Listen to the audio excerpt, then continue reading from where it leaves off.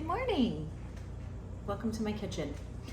Today we're gonna do a bunch more meal prep. It is Monday. I decided it would be really fun to try to get some pizza, actual frozen pizzas prepped and ready to go. I have frozen pizza dough many times, but I found these cool pizza pans, and so I thought, why not make the entire pizza and then throw it in the freezer to see if that can make my life a little easier. So let's get some dough going. So I did fresh mill some flour this morning. I am going to use some einkorn that needed to get used up, and then I have a little bit of hard red wheat. I don't typically use hard red, but again, I decided to buy a whole bunch of it last year, and I just need to go through it. So we're gonna add it to some pizza dough. I measure my ingredients out for dough in grams, and I am gonna use a yeasted recipe. I am gonna pop in some sourdough starter because I fed this yesterday and I'm trying to strengthen it a little bit, so I need to use a little bit of this up to then feed it again. So we're gonna go 12 grams of yeast, and I knew I was almost out, so I went and grabbed my freezer stash. If you buy yeast in bulk, you want to keep any extra frozen because it keeps it active longer. I usually keep just a little jar in my fridge to use when I need to use it, and then I pour the remainder into a bag and stick it in the freezer. So we've got 12 grams of yeast going into here. I'm gonna go ahead and add a little bit of honey as a sweetener. I just give it a good couple swirls, measure with my heart. Next, we're gonna add some warm water. We're gonna go ahead and I'm gonna double this recipe. So I'm gonna do my typical sourdough recipe and double it. So we're gonna go 760 milliliters, 760 grams of water in the bowl. When you're doing a yeasted dough, you want to make sure to add warm but not hot water. You want it anywhere between 100 and 109 degrees. It's just kind of warm to your fingertips. If you have it super hot, you'll cook your yeast, and you just want it warm enough to get it nice and bubbly and active. And give this a little mix and just let the yeast kind of get all happy and delightful in here. Kind of pop in a tiny bit of this nice bubbly starter. We're going to just do about that. Like I said, I don't want this to be sourdough per se, but I'm trying to strengthen this up, so I just use it whenever I can, so that I can get it nice and strong and be able to make some loaves of bread in the middle of the week. So we're gonna let this sit and let the yeast do its thing while we jump into something else. Another thing that I've been loving to do is grind my own spices. I have been doing this for about a year now, and I love the result. I started out with black pepper, honestly, on accident. I thought I needed peppercorns, but I actually needed ground pepper. And so I was like, you know what? Instead of wasting this, I am going to put it in the blender and make my own. And it turned out absolutely perfect. I can tell you too, the flavor profile difference between fresh ground spices and pre-ground bought from the store is night and day. The flavor is so much stronger and so much better from grinding your own spices, and then they keep better in the whole form. You can grind only as much as you need. I just grind enough to fill up this jar. I really love fresh ground pepper, but I hated dealing with the mess that my pepper grinder used to leave. So now I can grind up the quantities that I need, and that's it. This is looking fantastic, nice and bubbly and totally active. This is going to be perfect. So let's get the rest of this dough going. Okay, this looks beautiful. What we're gonna do now is go ahead and add our flour, and I'm gonna do a combination of all-purpose flour and some of this fresh milled einkorn and hard red wheat.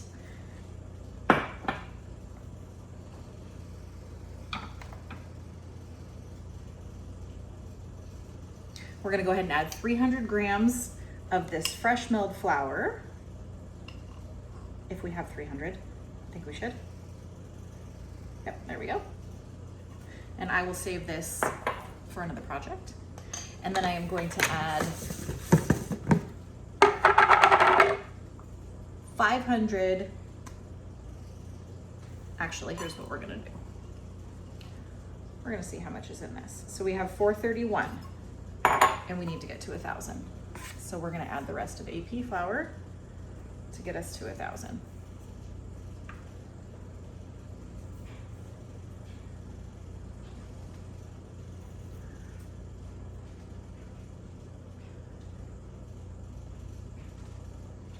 A little bit more. Okay, there we go. Now, one thing you want to keep in mind when mixing dough is you never want to mix on your scale. You can throw your scale out of calibration, so you want to go ahead and remove your scale before mixing the actual flour into your dough.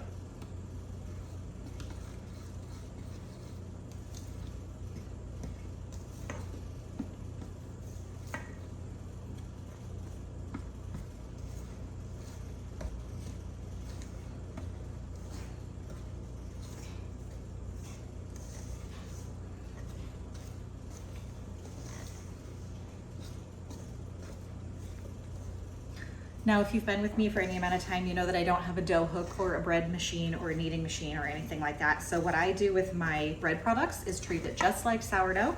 So we're gonna mix it to a shaggy dough, which is this. We are going to let it sit for 30 minutes, and then we're gonna add our salt, and then we're gonna let it sit for a little bit longer, and then we're gonna do some stretch and folds. It's gonna build nice gluten structure, and it's gonna wind up turning out just fine. You don't need all the fancy kitchen tools. So for our pizzas, we are going to need some cheese.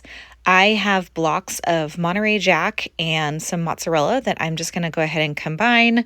I love using my food processor for this because, yes, I could do it from hand with my box grater, but this goes so much faster. And then I can make sure that it's all a consistent size. And then as soon as I'm done, I will just dump this into a bowl and it will be ready to go. I do wind up grinding a little bit extra, but that's okay. Extra meal prep never hurt. So one other thing I want to start getting going for me while we wait for the dough to do its thing is get this chicken on the smoker. I decided I wanted to, these are still pretty frozen. I decided I wanted to smoke some of the chicken for our chicken bacon pizza. It's my family's favorite. And then I decided I wanted to just cook all of this up because having pre-cooked chicken in the fridge is never a bad thing. It's super easy to grab for a snack. It's super easy to have as meal prep. You could cook up some rice or cook up a little bit of your favorite pasta and add a quick veg and you've got dinner super fast. So it's always a positive thing to have a little bit extra done. And I had no other plans for this besides chicken pizza, so here we go. These are way too big, so I'm gonna butterfly these in half and then just give them a basic seasoning. I don't have anything special in mind. I think I'm probably just gonna do a little garlic powder, onion powder, salt and pepper, and just keep it simple. These chicken breasts were absolutely massive, so I wind up butterflying them in half. I feel like it cooks so much easier, even on the smoker, when you have a little bit more of a consistent size. I wound up only using one of these chicken breasts for the pizza, and the rest are just going to be meal prep for later on in the week. And I'm super excited to be able to have these ready in the fridge and don't have to think too much about what protein I want to use. I can just grab something out.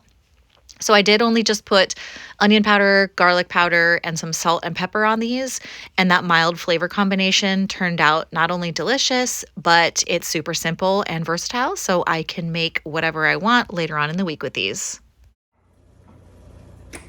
While the chicken's cooking and the dough is waiting, I thought I'd get my condiment project done for today.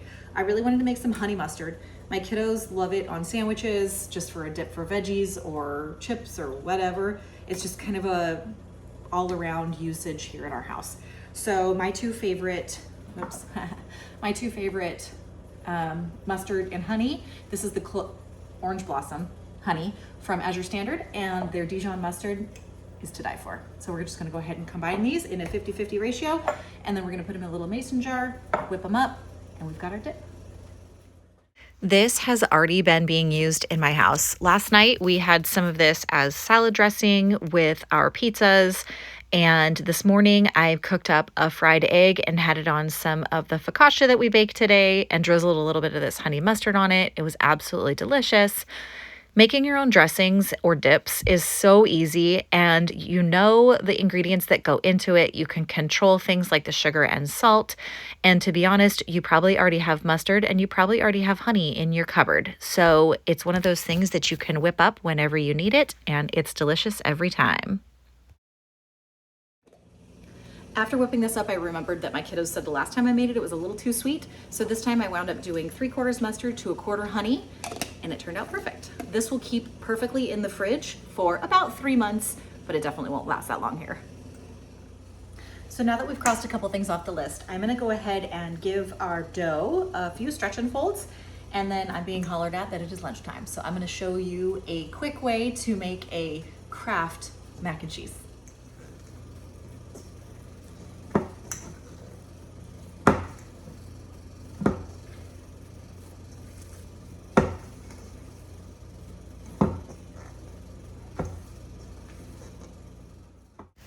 So at this point, I had realized that I did not add my salt yet. And so I'm adding in my 25 grams of salt.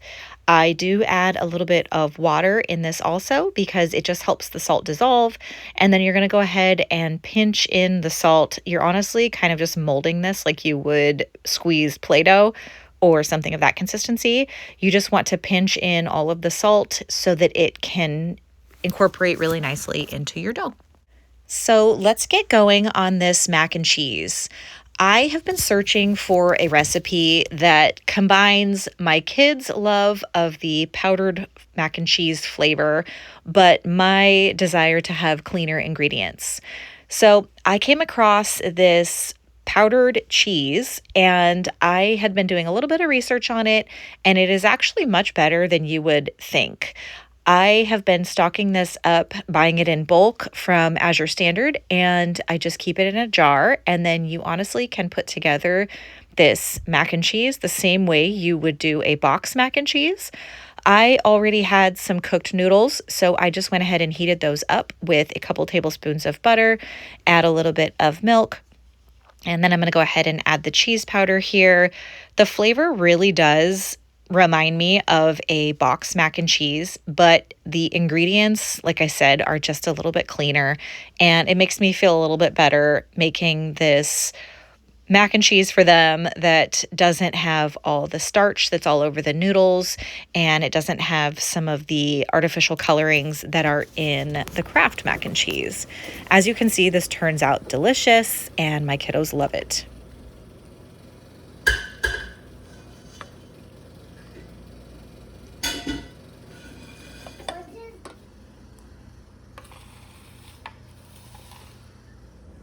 Okay, next on the docket, we are going to make some grape jelly. I have made this before and it turned out absolutely fantastic. I have 100% Concord grape juice here, which is what we're going to use. I'm going to double this recipe. This recipe is found in the Blue Book, the Guide to Preserving. This is one of my favorite cookbooks for canning. This particular recipe that we're going to use is on page 58. For grape jelly. This is what a lot of people who preserve food via canning call the canning Bible. It is fantastic. They just came out with a new one, so I'm not sure if this particular version is still available. If it is, get it. It's worth it. There's all kinds of different recipes in here for canning. There's also preserving by freeze drying, there's dehydration, there's just regular recipes for soups and stews and stuff in here that are fantastic. So if you can snag this, it's worth it. So for our grape jelly, we are going to be using the low sugar pectin. I don't mind, we don't need to use the low sugar pectin. I just don't really like having so much sugar in jams and jellies, which is one of the reasons why I like to make it myself, because then I can control the amount of sugar that goes into stuff.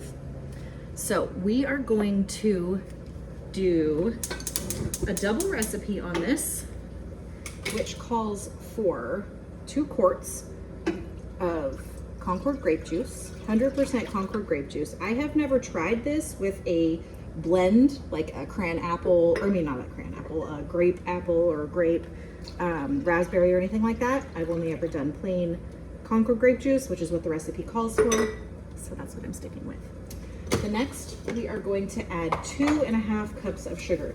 And my brain literally was like, you could probably see smoke coming out of my ears when I was trying to calculate the amount of cups and tablespoons and all the things of this particular type of pectin, because this is a powdered low sugar pectin.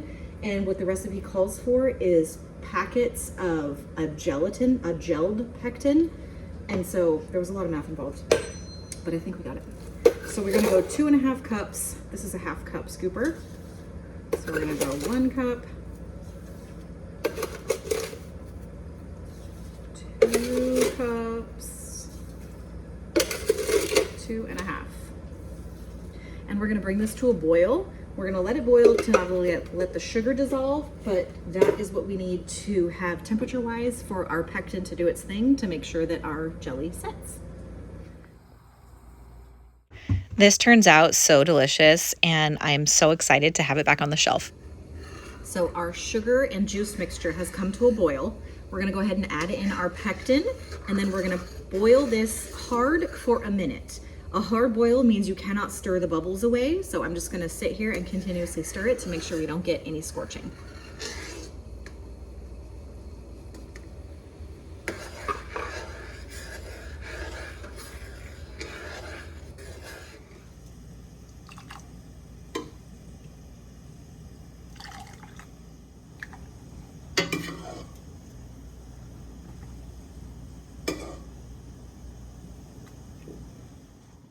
So once our sugar and juice mixture has boiled for the proper time, the pectin was added and it boiled for a minute, it's time to get these jarred up. So I had 6 half pints here. I wind up canning 8. One of them doesn't wind up filling fully, so I just popped it in the fridge and we're just going to use it for the rest of the remainder of the week. You want to make sure you wipe down your rims of your jars with a hot towel. Some people use vinegar. I never have. You just want to make sure that there's no remaining jelly or food product on the top of your jars so you get a good seal. Again, going with superb lids here because, like I said before, they truly are superb. You pop these into a water bath. Jellies and jams are safe to water bath can. These are going to go ahead and process for 10 minutes and then we'll take them out. Would you look at how beautiful that pizza dough is? So perfect. Okay, while we're waiting for our jelly to process, we are going to get our pizza fixings ready to go. So I changed my mind a little bit and I'm gonna do a sweet chili flavored chicken and red onion pizza. And then my family loves like a salami and pepper, and then we're gonna do some cheese. So let's get our vegetables prepped.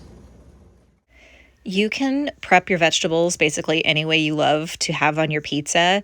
I usually make my veggie a little bit smaller or thinner slices just because that's the way my kids like it. This winds up turning out absolutely delicious. I cooked it up after my kiddos got home from school for dinner, and the crust was amazing. These pizzas I'm so happy with how they turned out, and I will definitely be making a whole bunch more. I need to go grab a couple more pans, and then I'm going to make up probably 10 or 12 of them to be able to have as freezer prep. So for our cheese pizzas and our salami and pepper, we are gonna just do some homemade marinara. But for this particular chicken pizza, I thought we would whip up something a little bit different. So we're gonna do kind of a sweet chili barbecue flavor. So I'm gonna add a little bit of brown sugar. We're gonna go ahead and add a little bit of ketchup. And then we're gonna make this kind of like a barbecue sauce base with a little zing from the sweet chili sauce.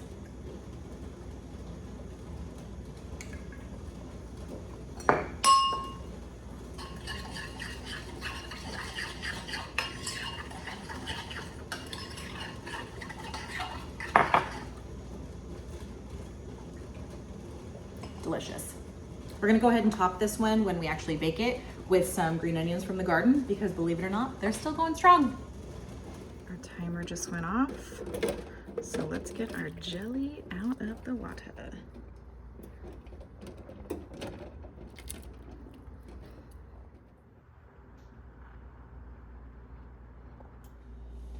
So my kiddos requested pancakes for breakfast prep instead of waffles this week. So this is my tried and true pancake mixture. It is a combination of fresh milled soft white wheat, some kamut, and then some all-purpose flour. I add baking soda, baking powder, salt, vanilla, and a little brown sugar to this. I have 3 bananas that have seen their better day. So I'm gonna go ahead and chop these up, not mashed, just some slices, fold it into the batter, and we're gonna go ahead and have banana pancakes. These pancakes turned out fantastic. I really love the addition of the banana. It adds just a little pop of sweetness, and we wound up making a whipped cream to go on top of these this morning. My kiddos wanted to taste test them for breakfast before school. They turned out great, and I'm super happy we changed it up and did pancakes instead of waffles. So this Lodge cast iron griddle is one of my favorite devices for in the kitchen. We actually got this as a wedding gift, and it sat in my cupboard forever because I kind of didn't know how to use it or how I wanted to use it. And then one day I was like, you know what? I'm just going to put this on the stove and we're going to figure it out. I do have 2 different size burners underneath here. So the back burner is smaller and the front burner is much bigger. So heat distribution, I do have to pay attention to, but it really doesn't take too much getting used to. And honestly, I love it. It stays on my stove now and I use it every day. These pancakes turned out fantastic. My little already came over and had a taste test and said he approves. So these are gonna go into a freezer bag once they cool. I will put half of them in the freezer so the kiddos can warm them up in the toaster or in the microwave really quick before school. And then I'm gonna leave a bag in the fridge for them to be able to have tomorrow and the next day. Okay, so I took a moment to reset the kitchen and I thought I would show you this focaccia bread that I decided to whip up because I thought this would be a great addition to the chicken that we have that's going to be extra. We could do this chicken with a dip and some focaccia and a quick veg or a salad, and it would make a delicious dinner. I decided to add my dried tomato products to this. So it's going to be kind of a rendition on a sun-dried tomato focaccia. And then I'm going to go ahead and add some dried basil to this and then just keep it going. Add a little extra olive oil and some garlic to it. And I think it's going to be delicious. I'll definitely show you how it turns out. Okay, it's pizza time. This dough is screaming at me that it needs me to do something with it. I have punched it down like 3 times and it is again trying to jump out of the bowl. So I found these pizza pans at our dollar store.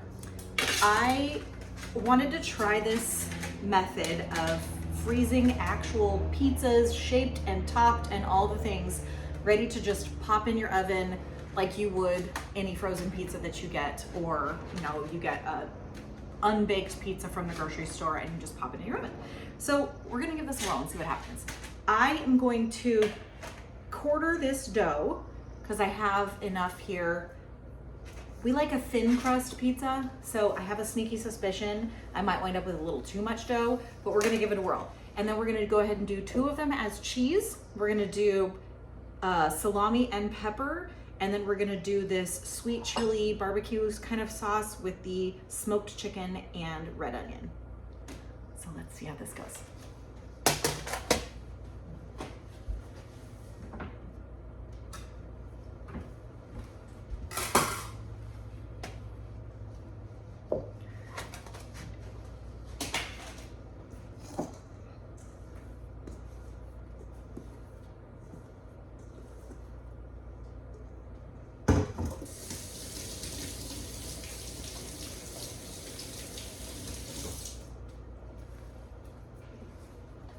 I'm gonna give this a quick knead just to make sure that we have some good gluten structure here.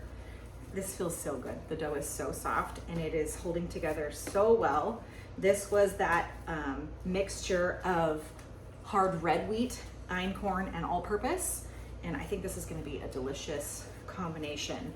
not super dense like a whole wheat would be, but has a little bit more of that nutritional value and a little bit more nuttiness from the einkorn and from the hard red. And that fresh milled flavor is just to die for. So we're gonna go ahead and get 4 loaves going, or 4 chunks here. And like I said, we like a thinner pizza crust. So I'm gonna try to spread these out and make it a little bit more of a thin crust pizza than a, I guess it wouldn't be deep dish per se, but like a hand tossed.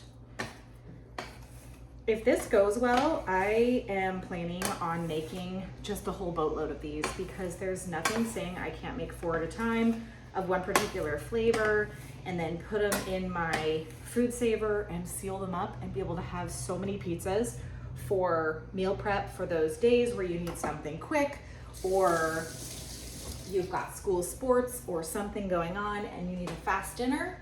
This would be so easy. And you know, it's homemade. So that really like brings joy to my heart. I am so happy with what we have got done today so far. All of our jelly jars sealed. We have 8 jars of jelly over there.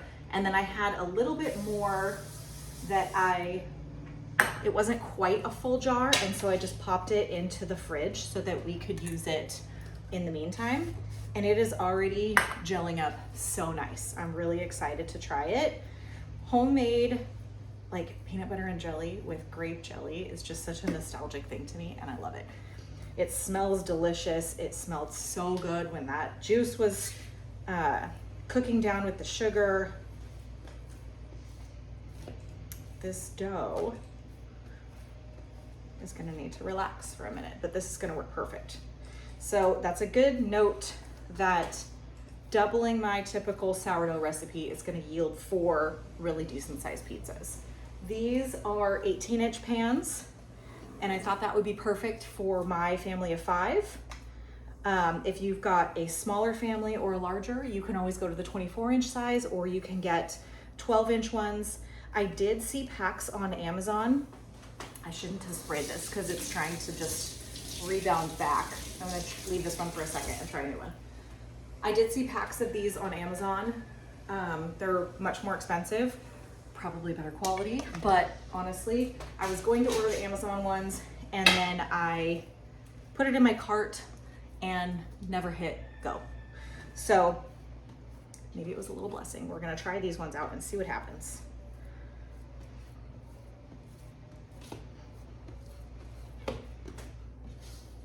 Okay, we're gonna do this a different way. Sometimes being in the kitchen is foolproof, and sometimes it's complete trial and error. I think this dough just needed a little bit more flour, and we're just gonna roll it out to the size that I want and then pop it on the pan, just like you would do typical pizza if you were making it at home. I was just trying to skip the flour on my counter step. This is definitely the way to go, but I'm crowding myself here, so we're gonna pop these over here.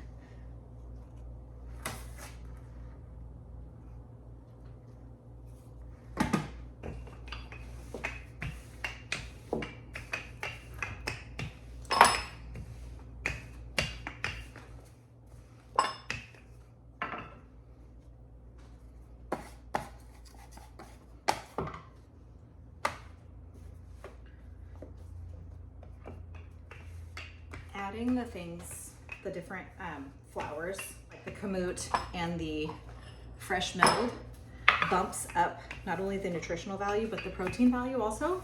So if you're on a diet where you are trying to get extra protein, something like kamut or spelt are really great options. Spelt is one of my absolute favorites for making sourdough or any kind of bread, really. I use it for my sandwich loaf also.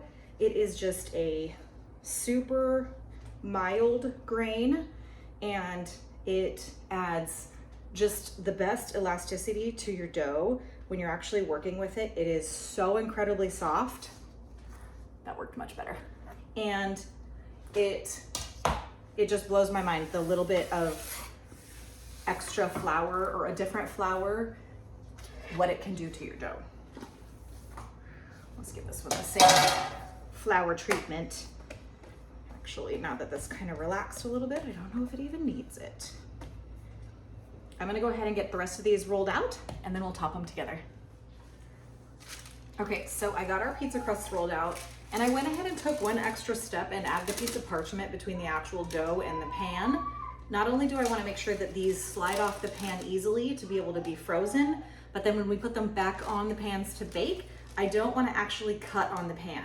So before I put these in the freezer, I'll cut the parchment in a round shape so that it will just be the same size as the pan. We won't have any overlap, and then hopefully we'll be able to get them on the pan easily, bake easily, and not have to cut on the pan. So we're gonna go ahead and get these cheese pizzas going. My kiddos decided they would like to have pizza for dinner, so we're gonna go ahead and bake 2 of these up and see how they turn out. I'm really excited to see how this combination of grains goes in this crust. I think it's gonna be delicious.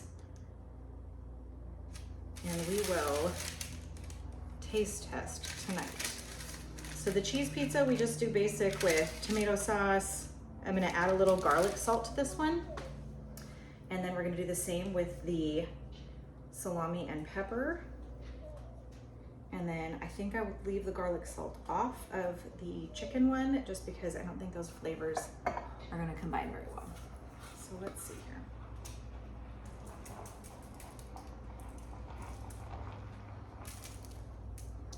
It is a beautiful day in the Pacific Northwest today, and my kiddo has decided he thinks it's summertime.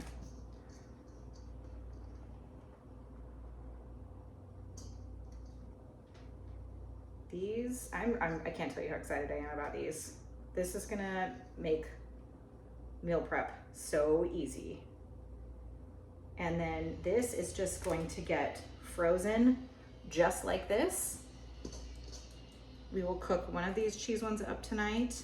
And then when it is time to actually pull them out of the freezer to bake, you could absolutely bake it from frozen like you would a, store-bought frozen pizza.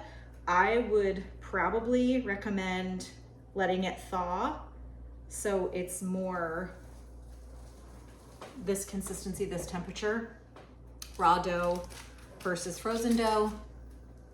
But I'll try it both ways and I'll let you know which one works out best. So at this point, cheese pizza, done.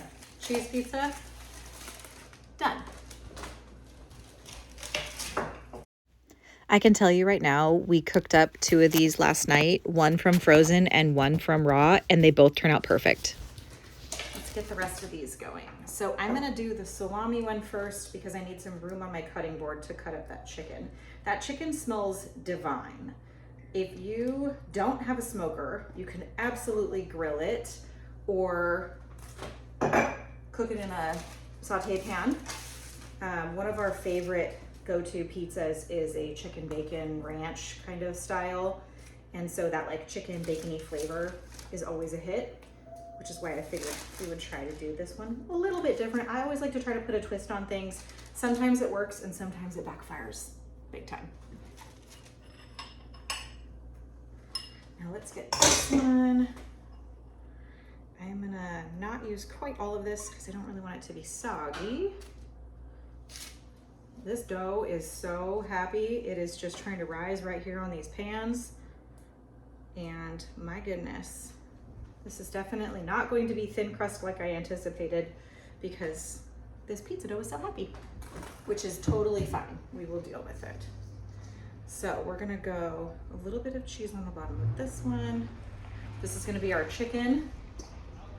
Then we're gonna go a little bit of cheese. I made this as an accidental pizza one time where I was just like, the kids wanted pizza. I didn't really have any specific ingredients. And I was like, well, I've got salami and I've got green peppers. Let's just put it together. And everybody absolutely loved it. So it is now a common topping request in our house.